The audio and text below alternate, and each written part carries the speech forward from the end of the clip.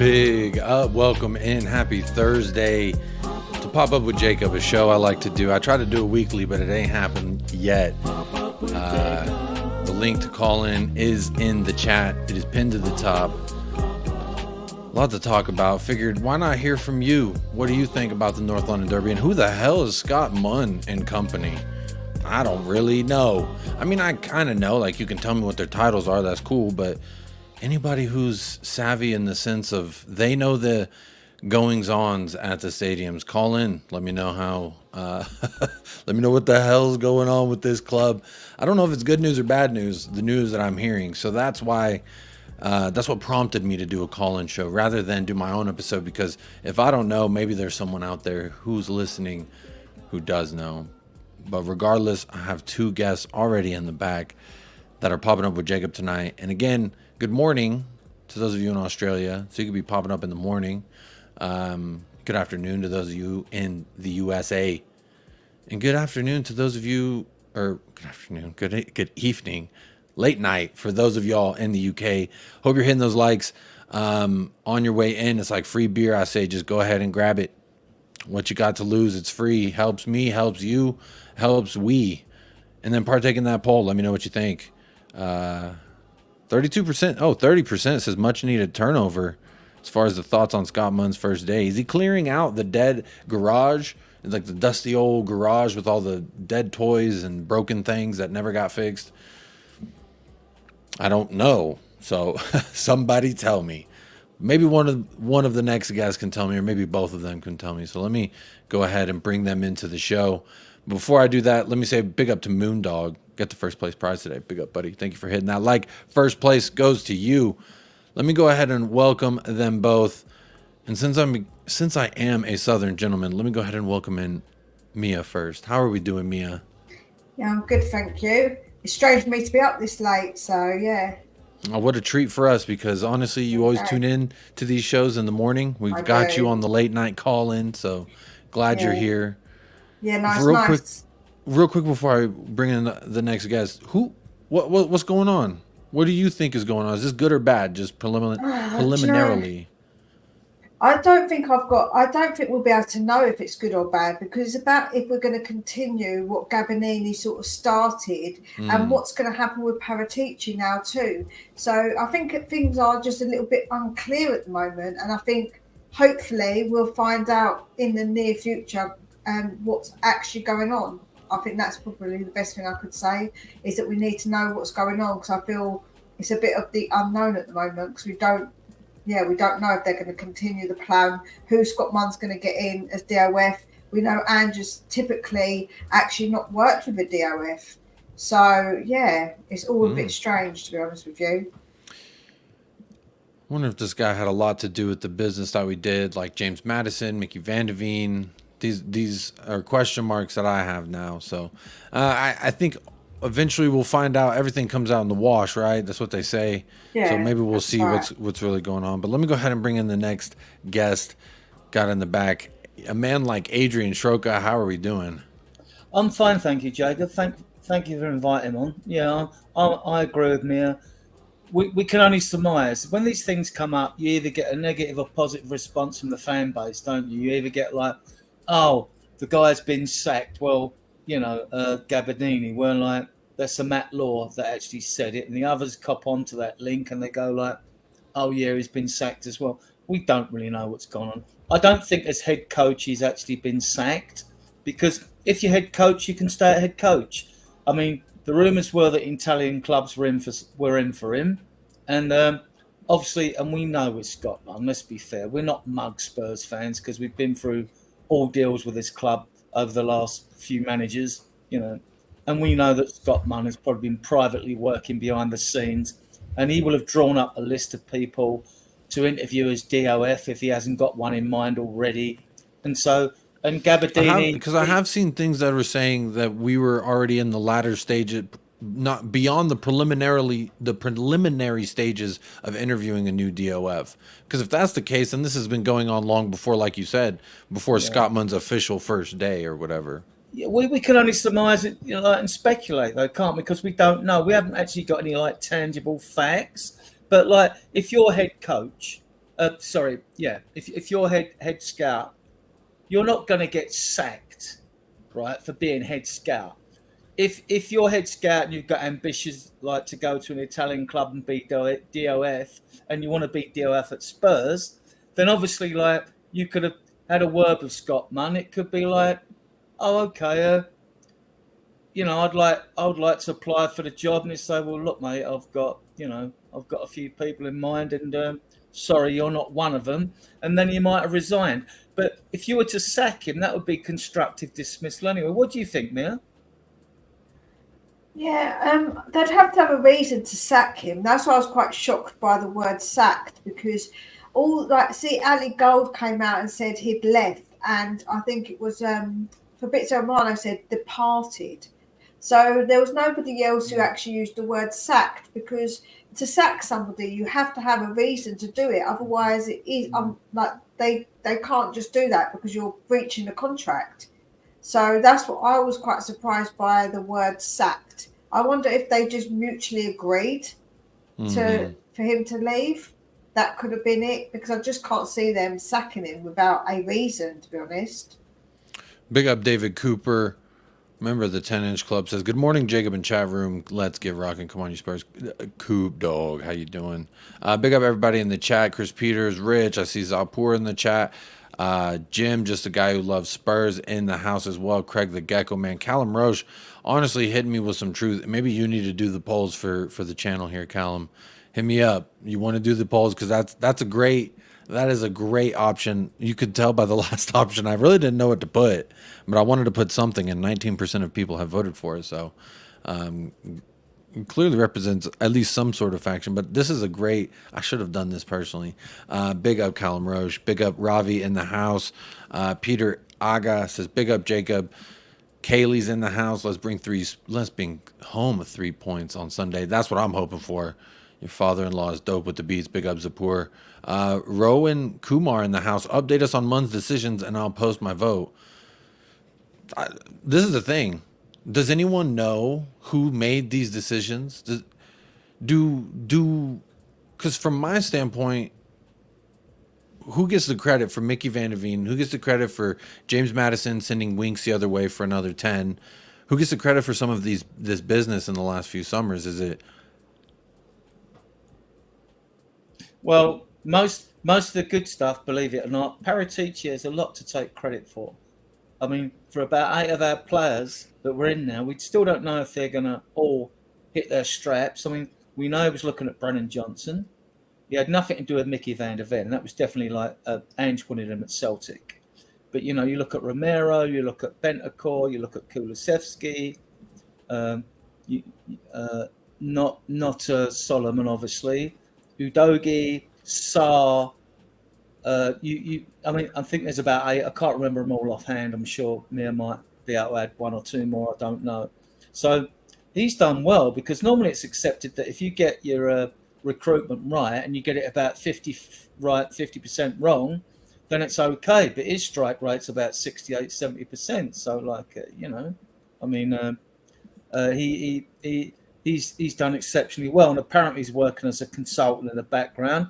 And I'm not against that, because our recruitment's improved, and if it keeps when we want it to keep improving, so we'll see how it goes. Mia, what do you think on Paratici and that? Yeah, I would probably say it was like a combination. I reckon that Ange got involved as well with these recruitment. I think that he probably gave names and they went looking for them. So I do think it's like a combined effort. And I think the fact that Scott Munn's come in, he's officially started today, and Gabbanini's left, to me, that sounds like a Scott Munn decision, because we could have done it before then, but we didn't. So it kind of sounds like that to me, in my personal opinion. It sounds to me like Scott Munn's laid out his plans to Gabbanini, who's done a decent job, and Gabbanini's thought, well, okay, I'm not going to become DOF, if that was his ambition, or unless there was something else involved, and he's gone, well, okay, I'll go. I don't believe it. Look, if I'd bet my ass on it, he hasn't been sacked. He's gone because maybe he wanted the DOF job. I could be wrong, though. I mean, I can only surmise as well. I could be wrong. Yeah, that's the thing. None of us know the facts. So I think the whole, oh, he's been sacked thing, it seemed to come out of one person where everyone else seems to have said something different. So it's a bit kind of confusing with the situation, right? Because we don't really know either way, because there's no confirmation that he was actually sacked opposed to actually just leaving. Because, like I say, to get sacked, you have to have a reason. You can't just sack someone. It's in you've got contracts. Yeah. So, Yeah, big up to Hotspur Hip. He says Ainge gets the credit. I kind of like that. I mean, when you look at some of the interviews for the players, James Madison accredited the reason what made him keep thinking about Spurs was what Ainge said to him on the phone, which was whether you join us or not, you're going to see a different Tottenham Hotspur, and that stuck with him. So I would, at least give him credit for that one. And then Paul also says you get the credit for Van de Ven. Matt Law. He's not exactly a Spurs lover. You know what I mean? So. Yeah, I mean, I don't really know the guy. I only know what I see on the Twitter or the X. Big up Ren. It is all happening this morning for sure. They all want a headline, don't they, to provoke debate and get us at each other's throats, and usually it's divisive, and they want the Spurs fans to be at each other's throats. You know what I mean? So, and I don't before the biggest match of our season so far. Yeah. It just so happens that Matt Law isn't a big fan of Tottenham, and then he puts that headline that he got sacked. Because if we all just saw what Fabrizio Romano had said and what Ali Gold had said, I think that people would have maybe reacted maybe a little bit different. Well, they didn't say sacked, right? So here's something that I'm worried about, because here in America, what the media and the government like to do is say, hey, look at this Titanic submersible that was trying to go look at while they do some other shit and pass some laws, so that way everyone's attention is on this little can that's in the bottom of the ocean crunched up.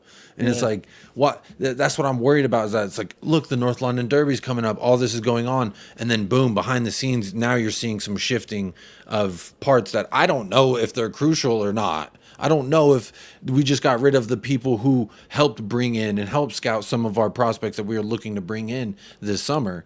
The guys who work, I mean, the reports that I've seen said Gabbanini worked closely with Ange Postecoglou. So with that, if them two working together got Mickey Van de Ven, James Madison, etc., and then some of these younger Scolding kids as well. Who? Scolding as well with Gabbanini, and you've got Jadon Melinek, who was the guy that was with Aston Villa, wasn't he? And he was the captain of the Socceroos that knows Ange as well. But he tends to sit back up with the analysts behind Ange. When Ange is down there sitting on the bench, he's back with them, and they're all sitting there with their laptops doing all the analytics and all that on players, you know what I mean? So, and passing messages around. And he was also involved in, I think, recruitment at Villa, loan deals and all that, but I'm not sure he's got that role at Spurs. I'm not actually sure what some of these specific roles are there. I mean, even Scott Munn, DOF, not DOF, sorry, he's a chief football officer, isn't he? So basically, he's supposed to be the chief. In normal companies, he'd be the chief executive, right?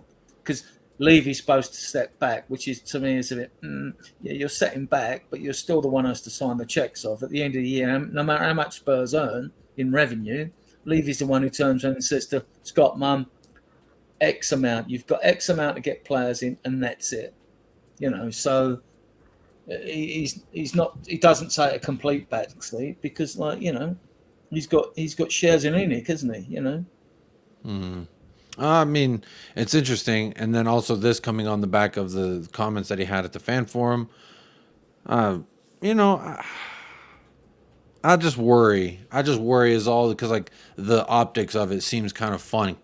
Like, why are we several weeks into a season? I mean, is this just normal business? Is this how things happen? You just be sacking because if we're doing it after a window in which hopefully they didn't have a large say in it, because if they're no longer here and we were going by or we were basing our decisions with their judgment in mind, you know what I'm saying? Like, what kind of message does that really send? I don't know. Again, I feel like all this is just over my head, so that's why I didn't really even want to talk about it. I just want to see what people, how people kind of felt about it. At the end of the day, I more care about the North London Derby. I more care about playing Arsenal on Sunday. This is like this for a business, this would be the perfect time to do some shady shit, right? Is the biggest match of our season, our hated rivals coming up at the weekend, and now we're doing this stuff behind. I'm not saying it's shady. I'm just raising the question: is it? Because just the whole look over here, not over here thing. Fans forum video at all? Yeah, I did. Yeah. Did you watch it, Mia? Yeah, I did. What did you take from it? I thought that the questions that Levy got were very easy, softball questions that he'd already practiced and what he was going to say. I think that Ange comes across as just Ange because, I just love the guy. Everything he says, I just love him so much. And I think Sonny came across well in what he said about the team, about being captain. I think that he represented himself very, very well. So that's what I took from it. I just thought with Levy, they were the BS defensive answers, to be honest with you. I thought totally BS. I mean, there was, and he sort of like half crept back and half sort of admitted he was wrong, when he's been wrong about so many things on the footballing side of the club, and I just thought, okay, all right, you've admitted it now. The team's doing well, so you're lucky to have a fans forum while we're doing well. If we've been doing disastrously, we wouldn't be having this fans forum now. It'd be the fans forum was at the time that suited him when things are going well, Andrew's going well, and he's praised him up and all that. And look, in these situations, even in political ones, the questions and answers, a lot of them are normally agreed before. I bet the guy who was hosting the event, the Spurs fan, Nihal or whatever his name is, I bet these questions were Levy already knew what he was going to be asked. I mean, I don't understand too simple, but I think that. Of course they were, Adrian, because you can't just let any questions come through. Because let's be honest, that wouldn't be a sensible thing to do, right? Because any question could be pulled out and spoken about, which obviously there's going to be a chance there could be something very inappropriate or something just, do you know what I'm saying? Like you've got to understand from their point of view. You can't just pull out random questions from random people. It's not gonna happen. You know what I'm saying? I kind of would have preferred it to just be be in the middle of the pitch, bro. This is what you want, right? You want to be in the middle. You're making all the decisions. Put him in a chair, a podium. Rent the big ass chair from Cambridge that he was so comfortable sitting in that library. Rent that thing. Put it in the middle of the pitch at Tottenham Hotspur Stadium and fill it. And then let's ask questions. Ask what I say, but obviously that's very unrealistic. I do see the side of what you're saying, Mia, like how you want to have some kind of structured and form to it, but I also feel like you want to have at least all factions represented. And I don't know that the people the fans that were asking the questions were necessarily asking the questions that all the fans wanted to hear. There was one about like, what would you do pick everyone's clothes forever or wear one pair of clothes? And it's like, what the fuck is that? Yeah. I mean, no offense. Like, if I was there, I'd be giddy too, and I'd be just excited to see Son and excited to see Ainge Postecoglou. But at the same time, this is a fan Q&A with literally the most important person at the club, the three most important people you could say: Ainge, Son, and Levy. The driving force of what we're seeing in Spurs.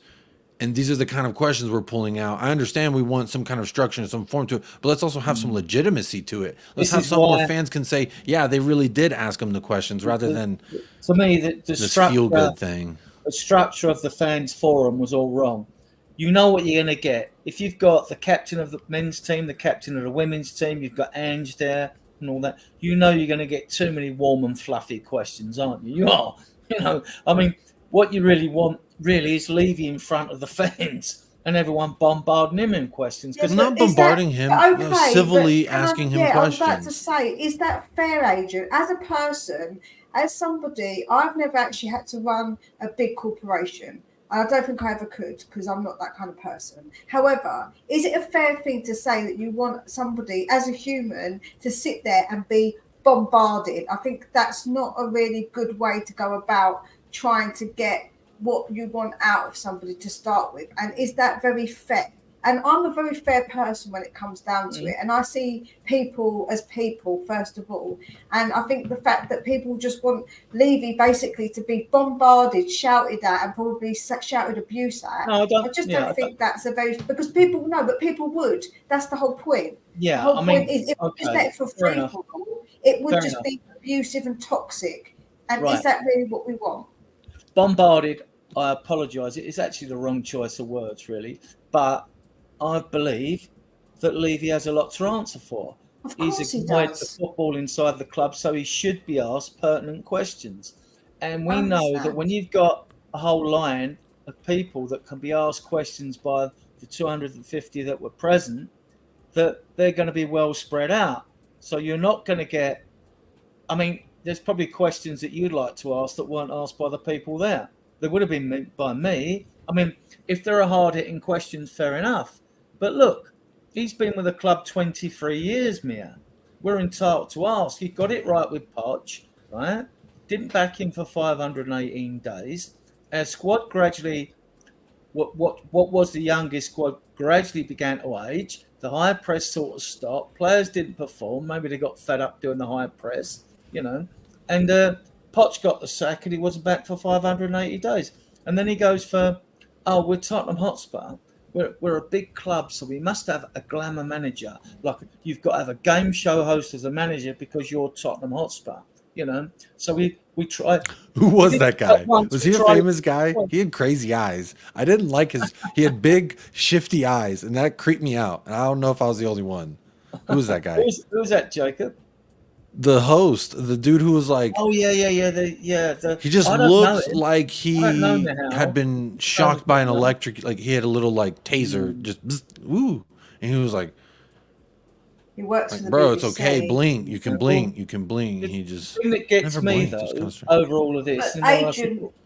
What I was going to say is that I'm not trying to say that he shouldn't answer difficult questions. That is absolutely not my point. No, I know you don't. He should take more accountability, 100%. But to try and say that there's one that every single person's going to be covered, there's so many fans, I don't think there's probably... there's not going to be questions that are going to cover every single person's point of view because everybody's such an individual with their individual opinions.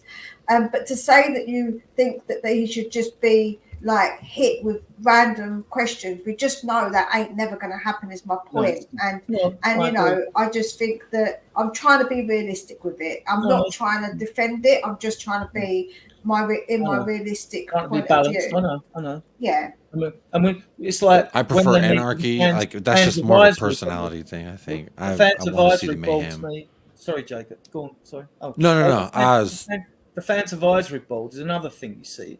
What you do if you want to like prevent difficulty in difficult questions, you spread it out. So the fans advisory board has got a mixture from different supporters groups, ethnic groups, obviously, which I'm not against. Sensitivity groups, disabled groups, blah, blah, blah. So when you have a meeting like what you had with the Fans Forum, if you can spread it out, there's less chance of you having to be put under serious pressure with a load of pertinent questions. And I just think that's the way it went. I mean, I thought Levy was just defensive. I wasn't happy with his answers. I don't hate him or nothing. There was some that I thought he did decently. To be fair, to be balanced, there were some answers I thought I was like, well, thanks for saying. I'm at least glad he acknowledged the fact that he got it wrong. Because a lot of fans speculated that he was this narcissistic person that just believes, he sits in his high tower and believes all the decisions he makes are the great ones. And for him to get in front of obviously millions of people, we saw it, and admit that he made a mistake, I think that does take a certain element away from the whole, like, he's this soulless human who doesn't think about his own, you know, like a dog who can't smell his own farts type thing. And I just think, which shout out Chewy, I smell that, by the way. Giving us a beautiful stadium, which I love. I love the old stadium. We needed a new stadium to compete. But us fans now, we're the ones paying the tax. To pay for that debt, we're paying the tax on beer prices and food prices in the stadium. We're paying the tax on gear if you buy it through the Spurs shop, on ticket prices and all that, you know. And they up them prices, and then prices will generate about, they reckon, 2 million to the club. who turned over 444 million last year, and you're squeezing another 2 million out of people that go at the game. I mean, like, I'm a season ticket holder. I'm lucky enough to live local enough to go to the games, but I know lots of people I know local. But it isn't everyone that got the ticket price rise, right? They can't afford it. They can't afford £65 a ticket. They asked me, when tickets go on general sale for the League Cup and FA Cup games, when they're 25 quid, if they do go on general sale, which would be unlikely if we're successful this year, right? They'll be sold out. Get us a ticket, Aid, get us a ticket. And I've done that in the last few seasons, you know, but I just think the prices are too high for ordinary fans. Here's the thing. I think the price of everything everywhere is too high for the amount of money that they're paying normal folk. That's just my opinion. At least that's how it is in America, I think. The price of everything has steadily gone up, whereas the price of minimum wage and the average salary per capita has more or less stayed the same. And so that's a problem when you do that over the course of 40, 50, 60 years. And you know, what I find particularly galling, even for fans like me, I know Spurs groups that come up. I drink in the Gilpin Bell before games. I meet Dorset Spurs, other Spurs groups, right? Because I run a group myself. But you'll get fans come down for Newcastle and all that. And don't get me wrong, like my parents were from up there. Like, and they'll get in that ground for £30 a ticket. And I think that's right, yeah? But Dorset Spurs don't get in the ground for £30 a ticket. Mia doesn't get in the ground for £30 a ticket if she has to travel from the coast. And I think that's wrong. I just think that's wrong, you know? But that's just me, you know? I mean, if you can give it to away fans, right, for £30 a ticket, you should be able to do the same for... There should be concessions, unless I'm talking rubbish, and there are concessions for sports groups. If anyone in the chat knows, let me know, you know. But I just think there should be concessions, you know. Especially if like parents are going to come up with kids, they're going to be spending like 200 quid a game or something, you know. I mean, 300 quid a game, you know. Well, we're coming up on 30 minutes, and I think that's about as long as I can sit down for one of the meetings talking about the bureaucratic bullshits around the football club. So, dude, y'all have anything else you want to add? Last thing I want to say about this whole Scott Munn thing is kind of what I prefaced it all is I don't really know how this is going to affect us. I don't really know who's been making the decisions that are actually affecting us. It's much like my government. Like, I don't know who that lady is in that fancy building, but apparently she's in charge of making the rules that happen in my local area, and she's all the way in Washington, D.C. So when it comes to like these big structures of power and like the way the decision making is divided, I really have no idea. I wouldn't claim to have the ins and outs, knowing whose job it is to do what and etc. But as far as that fan forum goes, I like seeing Son and Ainge out there mingling with the folk. I liked it personally. The optics of that are very nice, regardless of my feelings of Daniel Levy and his replying and answers. So as far as the fan forum goes, as far as this whole Scott Munn thing goes,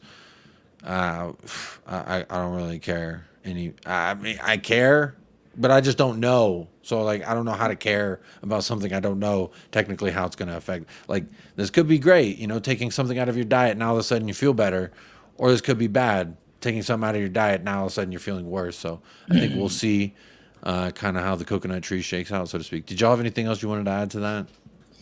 Only one thing. I mean, I've seen it in other podcasts where people expressed a bit of fear.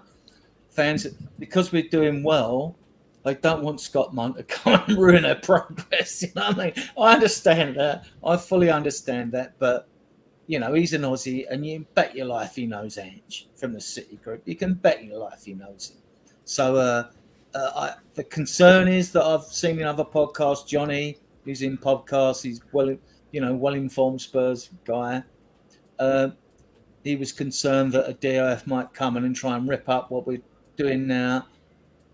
I don't think they dare to do that, to be honest with you. But I understand. Hello, Ellie. Hi, Ellie. Yeah. Yeah. So I don't. What do you think, Mia? Yeah, it's one of those, isn't it? We won't know until it happens, right? It's just like we can't predict the future, so we don't know if it is going to mess it up or if it's going to make it better. And also big up to Ellie, and I hope you have a safe flight because I'm coming in your suitcase to come to Cyprus with you. FYI. Where's she going? Cyprus. Oh wow. Okay, Spawning Ellie. it off before the North London derby. Oh jeez, she's disappearing now. Looking it out, she's going to want to sue the lucky out there. Wow, Ellie, I see how it is. When we need you most to be are you gonna watch the game out there in Cyprus? I'm assuming. Yeah, she wants to go to a bar because there's plenty of Cypriot supporters of Tottenham, obviously. So That'd be nice. That'd be fun. That'd be a good time. We must have a supporters club out there, or more than yeah, one. there is a supporters club out there. Well, since I have the two of you here, I would like to ask you both. Obviously, we got Arsenal at the weekend. Adrian, what is your general vibe going into this match? Obviously, Arsenal won, was it 4-0 yesterday versus PSV in the Champions League? So they're riding high. They're feeling pretty confident. A lot of pundits are coming out saying this, that, and the other about us. What do you think, Adrian? You can get at them, certainly get at them. Fulham did well against them with 10 men. And even Man United, when they got spanked by them, Jacob, even with the pace they had at times, it took Arsenal a while to get at them. I've seen a lot of Arsenal fans saying, oh, Spurs go toe-to-toe, Arsenal, they get spanked 4-0, and all that old bravado and all that. All right, they're favourites, they're at home. We haven't done well there recently. But I just think them statements are utter rubbish. I mean, one thing we should not do is sit back and try and admire them, because that would be the worst thing we could do, in my opinion. I think our midfield's better than theirs. I think you can get a Zinchenko down that side. At the same time, they could get a Porro. So it is a fascinating sort of like tactical situation. They're strongest down there, right, with Saka and all that, right? So I think we'll go with the same team, but the only thing I've got in my mind is because they're strong on the right and we've got Udogie there, and it could be, and we know we've got Van der Ven on the left, obviously, as last ditch saloon in that spot. I don't know whether Solomon would be sacrificed for Richarlison on the left, because he would give us a bit of defensive strength there. But at the same time, Solomon 2 assists against Burnley, and that impressed me actually, because we haven't seen a lot of some of these players like Solomon, and I don't think there's any chance of Brennan Johnson starting. I mean, I think there's some fans that have gone for it. I understand why, but I'm not sure if he's the one who is. At least when Solomon gets in the final third, you might think he might give you an assist or something like he did at Burnley. So that's a good sign, rather than being a head down winger that just goes charging forward and loses the ball. So I don't know. What do you think, Mia? I think that they haven't looked that good. I don't think they've looked particularly good in any of their games. For the Man United games, it was only the Man United game. It was only that last part of it where they actually collapsed Man United, that they got at them. We dominated them for 45 minutes at the end of the Man United game. I feel overall we have looked the better team. I'm not trying to be biased, but I do think we've looked better. Yeah, we obviously have that thing with Saka, but I do think that we can handle it with Udogie, or I think how you say it? Someone said Udogie. Udogie, yeah, Udogie. Yeah, that's how I refer to him anyway on this channel. Destiny Udogie, what a guy. I think that Destiny can handle him because he's quick, he's strong, and he can get back. But on the other side, that is the concern. But what I said earlier, which I think is a bit of a wild card, but when we want to change it up, we could use Porro, Switchy, and Johnson, and put Emerson. So then we've got Porro in, because he can pass a ball and he is good. So you're saying to play Porro where though? Winger, play him on the wing. On the right or the left? Because you said with Kulu and Richie? No, with Johnson and Richie. With Johnson and Richie? Yeah, so they can play either side, both of them. They can either. I mean, Son and Kolo in there as well. Yeah, right. But what I'm trying to say is that if we want to swap it up, this isn't to start. I'm not saying to start. I'm just saying when if we want to change it, because Emerson's a bit more defensive minded, and if we obviously don't want to lose what we've got with Porro, we could always, because we obviously have now got Perisic to come on. because that's our normal. I would make the argument that I think Pedro Porro has actually cleaned up a lot of his defensive errors. He has. So that I to the point where I don't know that Emerson coming in gives us an upgrade at the defensive position, or at least the defensive aspect of the right back. So I haven't seen Pedro Porro play as like the forward winger in those positions yet. Not saying Ainge wouldn't do it. I mean, he'd be such a guy to do something like that and keep us on our toes.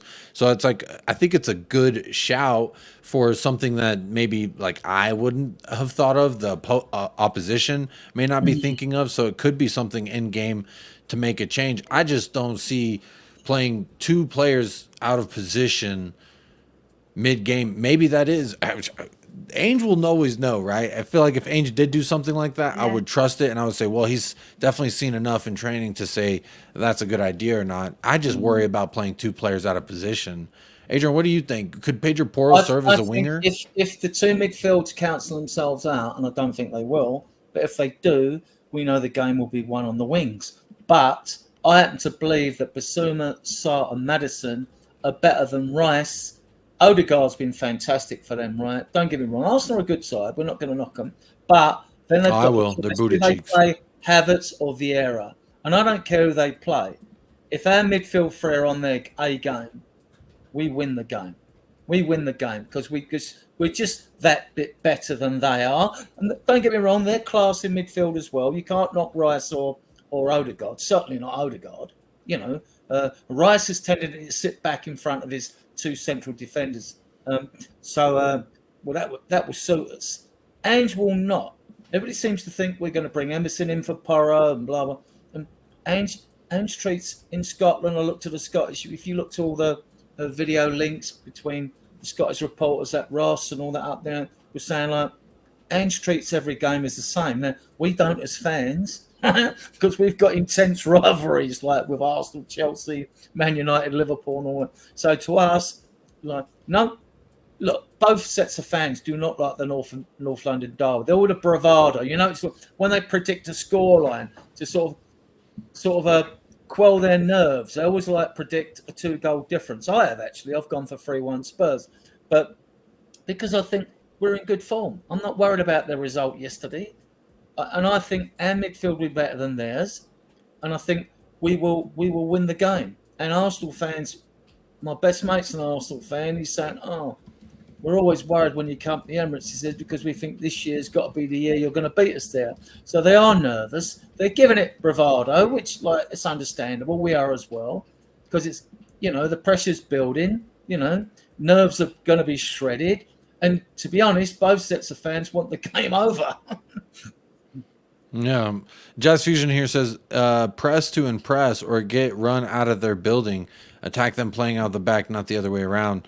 Do either of you, the best question I'll ask, if you had to put $100 on it, not actually, but if you had to put $100 on it, who do you think is going to have more possession in this match? Because I feel like Arsenal's a team where they like to have possession. We are a team where we definitely, I guess, own the other team in possession, technically.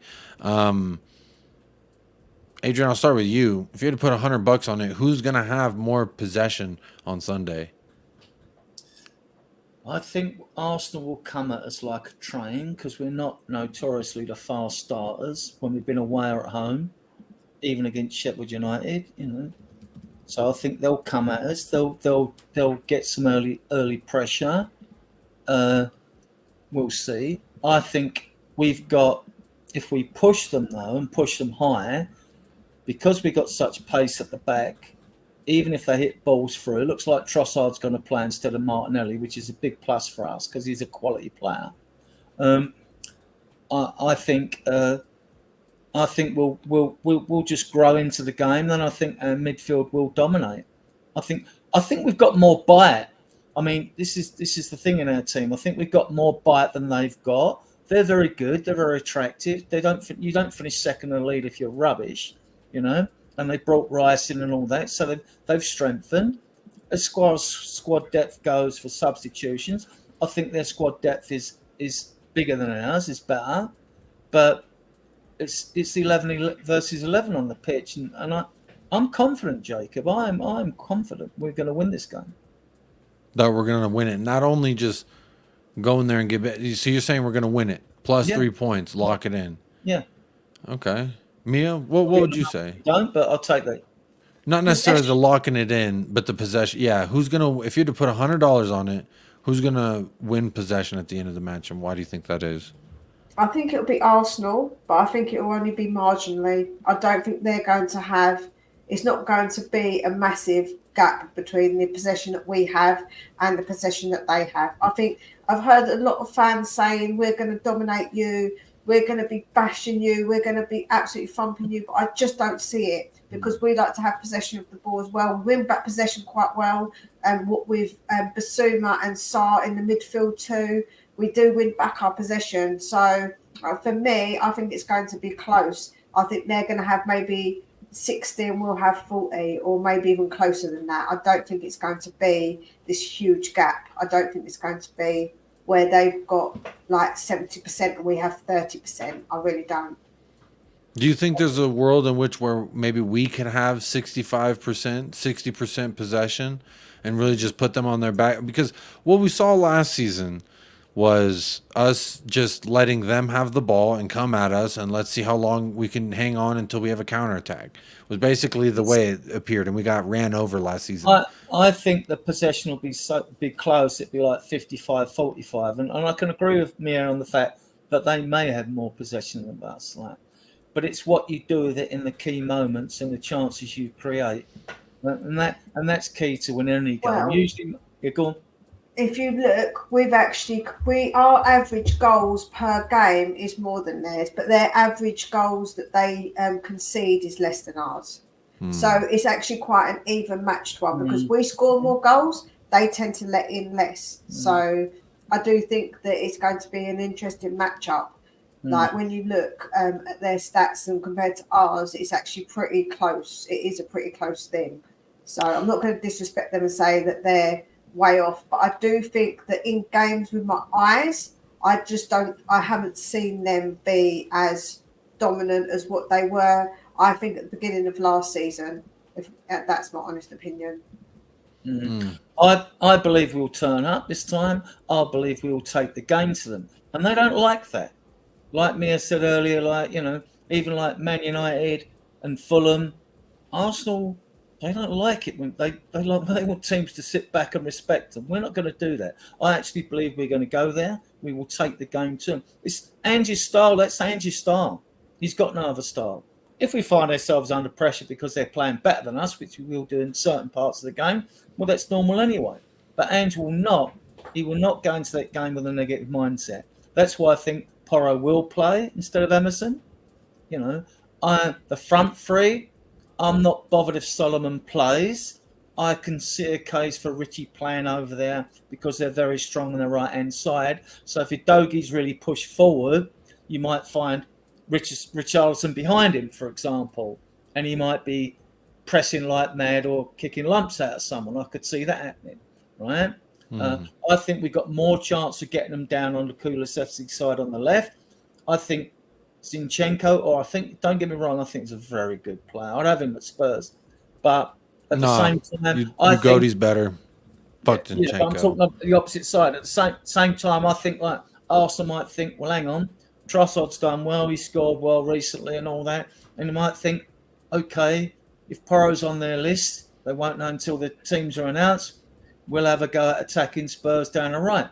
They're strongest down their right, but we're strongest on our left to counter their right. But the two teams on the other side, that's where both teams could get some joy, I think. But it could all turn out differently, and I could be totally wrong and banging my head against the wall someday. I think we're honestly going to create chances all over the pitch. We will. I really think that when I've watched them this season, even with PSV, they allowed runners down the left. They have allowed runners down the right. It's just PSV don't have enough quality on either end or through the middle at this juncture to really do any damage to them. They kind of made life easy for David Raya last night. But also in the Premier League, they're very porous in that back line. So I know for a fact we will create chances, whether it be on the counter or whether it be from the build-up play. I think it's going to happen. So Rich says, I worry if we're down 1-0, 70 minutes in, we're looking for a goal and they're staying tight that we can't find a way through. What do we do to change things? What I would say is we're not going to be 1-0 down in the 70 minutes in. I guarantee that. That's just not going to happen. I don't see a world where that's the case. But if it was to happen, I have no doubt that we'd be able to find a way through. We always have, or at least we have this season, when we've been down 1-0, we found a way to come back in every instance where we were down 1-0. So I'm not too concerned about it, personally. Well, PSV sold their two best players, Jacob. Sangare, or I wouldn't have minded at Spurs as a number 6. He went to Forest for a decent play, actually, I thought, right? I forget the other name of their other player, but I'm not really bothered. So, but, you know, I mean, like, Arsenal was going to get through that group, like stage anyway, no matter who they're playing, so they got an easy group. So I wasn't, you know, I didn't watch it. Mr. K says, I predict 4-1 Spurs win. We're taking Arsenal's pants down. And it sounds like we're taking the pants all the way back home. Chelsea Blue and Blues in the house. Hit the like. Anyone who hasn't hit that like, please do. Or don't. Partake in the poll. Let me see where we're at in the poll. Maybe I should change it to North London prediction. But thoughts on Scott Munn's first day. 35% says who. 27% tied says much needed turnover. And another 27% says not sure who any of them are. And 11% says disaster class. So that's kind of fun. Everyone's got some mixed answers there. I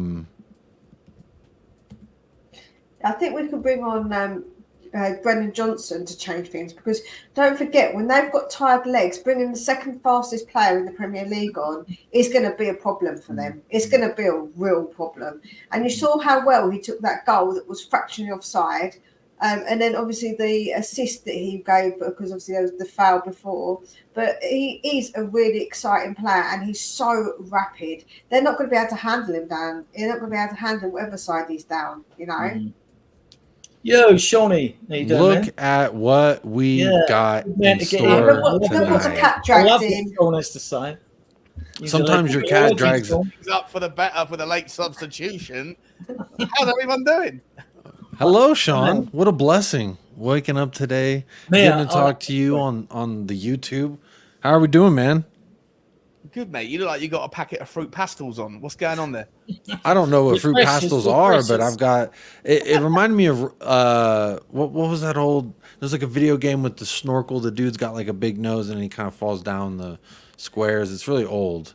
No, Joe, it reminds me of when people go like rape to raves. It's like a rave show. The thing is, if I run in this because of the diagonal designs, No, let's not talk about going running and diagonal designs. Let's just say you have to be a certain type of person to be able to pull that off. And Jacob, you fit that criteria, bro. It doesn't look that awful on you, and that's a compliment. Because if I put it on, people are coming up to me in the street and poking me. Hopefully a lovely poke. Man, I texted you earlier today and I said, can you explain what the hell's going on? We spent 30 minutes at the beginning of the show kind of talking about it, but now that you're here, I do want to know what your thoughts are, because I don't know for sure who does anything at the club. If I'm completely honest, if I had to put my name, my face behind a statement in regards to any of the folk that make any of the decisions, especially regarding this transfer window specifically, in regards to who Ainge wants and how we got it done and how he worked with those certain people. So is this a good thing or is this a bad thing? Are we cleaning out the dirty garage, or are we just stepping on the anthill we started to build? You know what, though, mate? I obviously don't know, right? I don't know what's going to happen, but I think with all these kind of backroom directors of football changes, people that are changing structural kind of foundational blocks within the football club, you have to give this stuff time before you crow on it, right? But it was so crazy, mate. I did a video this morning, and because I recorded it by mistake in 4K, it took like 2 hours on my terrible Wi-Fi to upload. And but in the video, how large was the file? Like 16 gigs or something. Oh shit! Absolutely mad. But But I was saying, like, oh, it's Scott Munn's first day at work. He's 4 months late. Yeah. I was watching that, yeah. Is he going to come in and, like, upset the apple cart? Is he going to have, most people want to come in and stamp their authority, right? Like, I remember when I moved to America from Australia to head up a product, I was promised. And the only reason I left Australia, where I was very happy to go to America, was because I was promised I'd have, like, full control over the whole product process, the servicing, the sales, the shape of the product, what it looked like, all this stuff. And I get there and find out that actually all I'm in charge of is how to sell someone else's product and all that. And it was like, what am I doing? This isn't what was sold to me. And I feel like, to a degree, if Scott Munn's going to come in, I kind of said it on the video, I was like, he's probably going to want to stamp his authority on it. And that's fine on paper. But, like, at the end of the day, we're starting to see the fruits that are being bared from Paratici. Like, we're starting to see good things happen. We're starting to see this youth-centric model, like, bear fruits. We're starting to see 2 of those players come through, be massively impactful in the first team. Papasar's been incredible. Destiny Udogie, name me 2 other better left-backs in the Premier League. I'll wait. Talk to me nicely, as Jacob says. Yes, right? yes. And I'm like, I don't see the point in disrupting all these things when everything's kind of figuring out. So if you had to ask me, like, what do I want to see? I would have wanted to have seen Paratici run down his clock on the ban. The ban, by the way, that shouldn't be in place anymore, because the only reason the FIFA ban is in existence is because the Italian prosecutor asked for the FIFA to extend the ban worldwide, and then the Italian prosecutor then rolled back the ban in Italy. But the FIFA hasn't rolled back the ban worldwide. So the whole thing's weird. But I was like, this Paratici's doing bits. Now, maybe Daniel Levy doesn't want to rehire him because of reputational damage, whatever. Maybe there's a little bit more kind of water under the bridge. But ultimately, Scott Munn bringing in a new director of football, what does that look like? And anyway, so my whole video is basically like, it's going to be interesting to see what his first move is. I had no idea that within 2 hours and 5 minutes of the video, and essentially 5 minutes after the video was uploaded, has he come in and, like a bull in the china shop, smashed Gabonini out the door. Gabonini, by the way, who was responsible for signing Vicario, Maddison, for identifying for Liz, for identifying Vuskovic, for identifying Ash Phillips. Van de Veen? Who right? So, who outside of me identified Van de Veen for Spurs? No, no one in the community. You were the first in the community, but you'd imagine that they were some dude in the suit. Yeah, who was it? You know what, dude? Maybe they were just watching United Spurs of America. And hey, shout them out! Hit that like button while you're here. So what's your thoughts on the fact that everybody, barring Matt Law, said left? They've said they didn't say sacked, because surely if you're going to be sacked, there has to be a reason, right? You can't just, like, legally with the laws of your. So why is it Matt Law saying sacked? So I think that's where people maybe he's just being loose with the semantics, right? Maybe he's just being loose with the wording, but ultimately Scott Munn's come in and day one has ended up leaving, and Paratici's not going to be rehired as far as I'm aware. And to me, but isn't it important? This real quick, aren't the semantics of it important? Saying he's sacked as opposed to, that's like me saying when I left Sean's house, I left in a raging fury, flying through the road. Like, no, I left. We were amicable, had a good time. I drove very safely, 10-2. You know what I mean? It said earlier, paints a different picture. Matt Law is not a fan of Spurs. Why do you think he's put that in? To stir the crap before the North London derby? To see if he can unsettle things and all that? You've got to read into this. I mean, the man's a prick, right? So 2 ways about it. He's a total prick. Doesn't like Spurs. You hear that, Matt Law? If you're watching, that's Adrian for you. He's letting you know. Yeah. He also if I've got when I have got to say that's a bit really firm. Sorry if it's over the top using the word prick, but he is. Right, and so I'm thinking, and I was reading, like, Mia's got a great between the lines. I love it because I'm always trying to read ahead between the lines, what's happening at the club, trying to get some insight into what our future direction is, progress. Can I hire you as my promotion man, please, Adrian? That was a good bit in there. Very subtle channel drop there. Go sub to Spurs Between the Lines. Go ahead, Adrian. And we see this all the time, don't we? This divisive media content they put online, low tier stuff, and listen, we may have a lot of Spurs supporters in the media, but it doesn't stop a lot of the anti-Spurs media and our rivals for posting loads of crap, low-tier crap and all this about our club. And this is why when we do win something this year, the FA Cup, right? You know, I mean, when we win something and other people have a pop at us, oh, you've won the League Cup.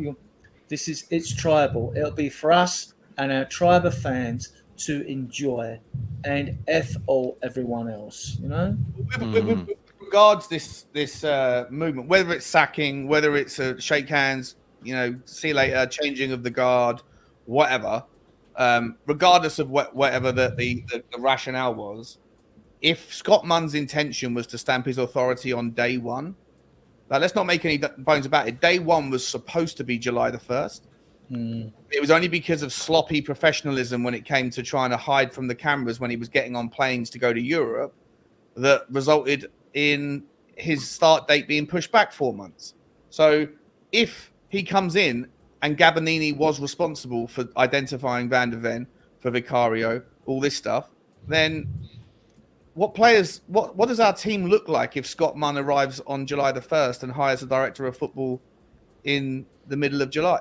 Could be a completely different team, right? So to me, I just think that it's a little bit crazy that you come in and do something on day one, whether or not there was mutual consent, whether it was already planned, whether or not the intention was always for Gabonini to move on to a different project, and he just decided to hang around until September the 21st. The whole thing just seems really odd. I find it particularly disruptive, and I don't know, man. This Scott Munn guy, I thought, and I do think that his long-term plan at Tottenham is to sort out multi-club ownership. I think that's something we're going to go back down in 2 or 3 years. I remember you mentioning that when we first hired Scott Munn, was that he was crucial as far as in regards to City and the multi-club management thing. Yeah, multi-club ownership, mate. If you're looking to multi-club ownership, yeah. Daniel Levy's made he's made it particularly clear over the last 2 weeks of his publicity that we're a club that wants to be self-sustainable, and we are a club that is trying to compete, but we're trying to divest the risk away from just purely on the heads of Tottenham fans, and we're trying to increase every area of efficiency and revenue streams. Multi-club ownership, if done well, is a brilliant way to increase your efficiencies, your economies of scale, and the synergies that you can learn from taking chances, A/B testing certain models in backroom operations, in front room, in coaching, in scout, in all these things. There's a million different options if you have other clubs that are doing this work, and you can take the lessons and the learnings and the benefits from it, and you can diverse your risk in the cost structure. So if done well, if done badly, it's an absolute nightmare. There's loads of examples of absolute stinkers of multi-club ownership models that have failed. But I think that that's one of the logical next steps for the club. So I was thinking that Scott Munn, he might be here to look over this and look over that, but ultimately that's really where he's going to offer value. ENIC did that before, didn't they, Sean? ENIC did it before. They had ownership of quite a few clubs, didn't they? Like in Europe, Rangers even, I think. I'm not sure. AEK Athens. AEK Athens, Slavia Prague. And then they sold them up. I think, was that to do with rules being introduced by Europe, whatever? Yeah. Yeah, you wait for competitive. Let me go ahead and welcome into first time appearing on the channel. Not a stranger to the channel, Zapur, always in the chat, helping me out with the Discord. Welcome to your debut on the channel. How are you doing, first off and foremost? And then secondly, what the hell does all this mean for Tottenham Hotspur, the sacking of these folks? How you guys doing? You can hear me, right? Yeah, can hear you good. Okay, good. All right. Doing fine. Got off of work. But as far as Scott Munn goes, I'm not too worried, but what I am a little bit worried about is this the end of Paratici? Because as much as a lot of people don't like him for the shady stuff he did in Juventus, he's made a lot of great signings, so I don't know if I want to see his reign end or not.